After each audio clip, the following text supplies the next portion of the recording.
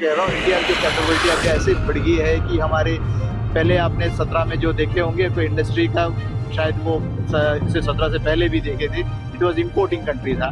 और आजकल हमारे पूरे भारत देश में तकरीबन 6000 से मैन्युफैक्चरिंग यूनिट्स हैं और हमारे 60 बिलियन यूएस डॉलर्स का पूरा मार्केट सेक्टर जो है, और आधा तो एक्सपोर्ट के लिए जाता है। So that is now it is an exporting country, और वो भी एक्सपोर्टिंग ऐसे कंट्रीज को जा रहे हैं कि almost like 60 to 70% highly regulated countries है, जो यूएस है, यूरोप है, लैटिन अमेरिका है, अफ्रीका है, इन सभी कंट्रीज में जा रहे हैं।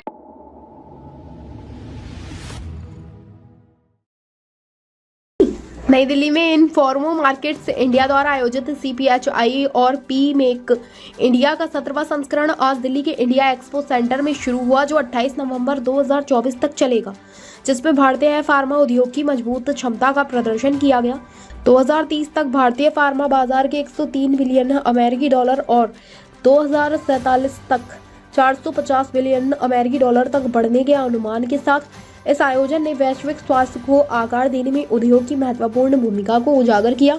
इन फार्मा मार्केट्स इंडिया के प्रबंधक निदेशक योगेश मद्रास ने मीडिया से बात करते हुए बताया, भारत पहले दवाओं को दूसरे देशों से आयात करता था, लेकिन अब भारत ने कोविड के समय में दूसरे देशों को दवाएं भेजकर साबित कर दिया है कि भारत के डॉक्टर साइंटिस्ट खुद सक्षम है। इस प्रदर्शन में अमेरिका, UAE, दक्षिण कोरिया, जापान और यूनाइटेड किंगडम सहित 120 से अधिक देशों के 2000 से अधिक प्रदर्शकों और 50,000 से अधिक विजिटर्स को एक साथ लाते हुए यह एक्सपो नवाचार और सहयोग के लिए एक गतिशील केंद्र के रूप में कार्य करता है। फार्मा मशीनरी, पैकेजिंग, विश्लेषणात्मक उपकरण, प्रयोगशाला प्रौद्योगिकी सामग्री और अन्य सामान से लेकर यह हितधारकों को परिवर्तनकारी बातचीत में शामिल होने और रणनीतिक साझेदारी को बढ़ावा देने के लिए CPHI और पी मेक इंडिया एक व्यापक मंच प्रदान करता है। जैसे उस समय की बात करें तो पहले भारत को मेडिसिन बाहर से इंपोर्ट करनी होती थी, आज वो एक्सपोर्ट कर रहा है, क्या कहेंगे आप? वही तो कह रहा हूँ, इंडिया की जो कैपेबिलिटी अभी ऐसे बढ़ गई है कि हमारे पहले आपने 17 में जो देखे होंगे कोई इंडस्ट्री का, शायद वो इसे 17 से पहले भी देखे थे, इट वाज इंपोर्टिंग कंट्री था। और आजकल हमारे पूरे भारत देश में तकरीबन 6000 से मैन्युफैक्चरिंग यूनिट्स हैं और हमारे 60 बिलियन यूएस डॉलर्स का पूरा मार्केट सेक्टर जो है, और आधा तो एक्सपोर्ट के लिए जाता है। So that is now it is an exporting country, और वो भी एक्सपोर्टिंग ऐसे कंट्रीज को जा रहे हैं कि almost like 60 to 70% highly regulated countries है, जो यूएस है, यूरोप है, लैटिन अमेरिका है, अफ्रीका है, इन सभी कंट्रीज में जा रहे हैं। और अगर एक आंकड़ा हम ऐसे देख सकते हैं कि हमारी जो जेनरिक्स जो स्पेस में हमारी जो स्ट्रेंथ है, और यूएस में से from past decade, I mean 10 साल से पहले, 22 से 10 साल से पहले उनका जो भी उनका प्रिस्क्रिप्शन मार्केट है पूरा जेनरिक है, ऑलमोस्ट लाइक 40-50%।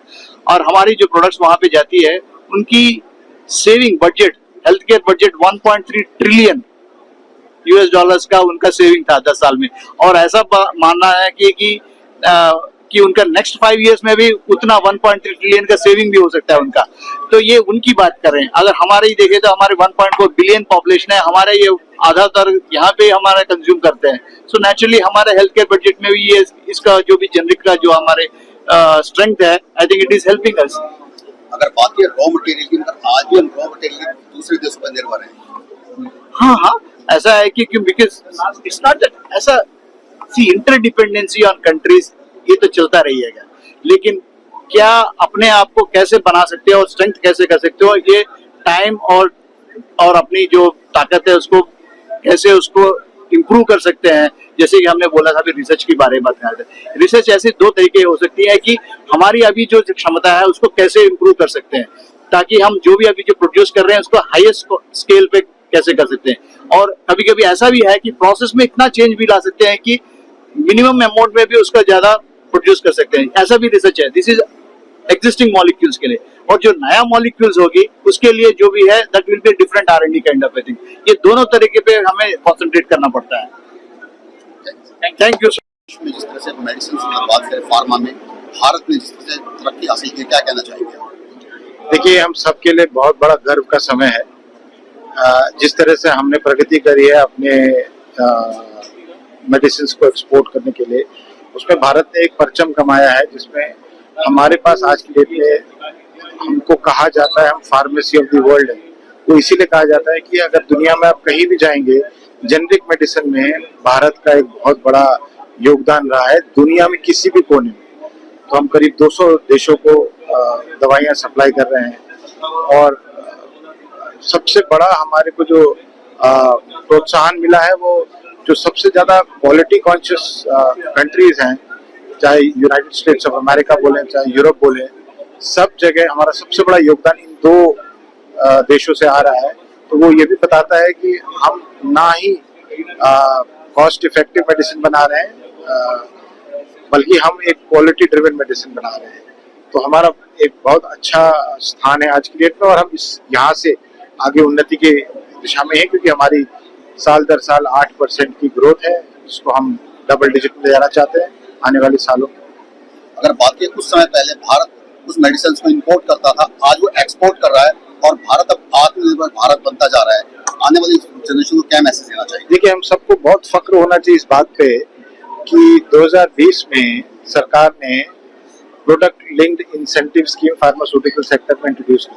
इसके पीछे तात्पर्य क्या था? इसके पीछे तात्पर्य ये था कि हम दवाइयां तो एक्सपोर्ट कर रहे थे पर उस दवाइयों को बनाने के लिए जो रॉ मटेरियल है वो हम इंपोर्ट कर रहे थे। तो अगर आत्मनिर्भर बनना है तो स्टार्टिंग से लेके एंड तक सारी वैल्यू चेन आपकी हिंदुस्तान में हो, इंडिया में हो, भारत में हो तो उसका फायदा है आपको। आप कह सकते हैं कि आप एकदम आत्मनिर्भर भारत में बैठे हैं। तो सबसे बड़ा जो देश को कंसर्न था वो ये था कि हमारी तो रिलायंस रॉ मटेरियल की दूसरे देश में है, कल परसों वहां से कुछ होता है तो हम तो यहाँ कुछ नहीं कर सकते, सारी मशीनें बेकार, सारी दवाइयां बना ही नहीं सकते क्योंकि रॉ मटेरियल नहीं आ रहा है।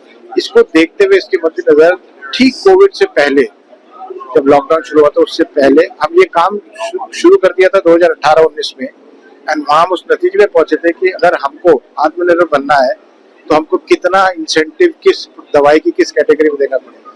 एंड मुझे बहुत बहुत ज्यादा गर्व महसूस हो रहा है कि हम उस दौर से आ चुके हैं एक लेवल पे जहाँ की हम बड़े यहाँ पे भी कुछ बूथ्स हैं जिन्होंने दुनिया में विश्व में पहली बार वो प्रोडक्ट बनाया है जो पहले हम कहीं और से लेते थे। तो बहुत सारी करीब कंपनियां, फार्मास्यूटिकल दवाई कंपनियां हैं जिन्होंने PLI का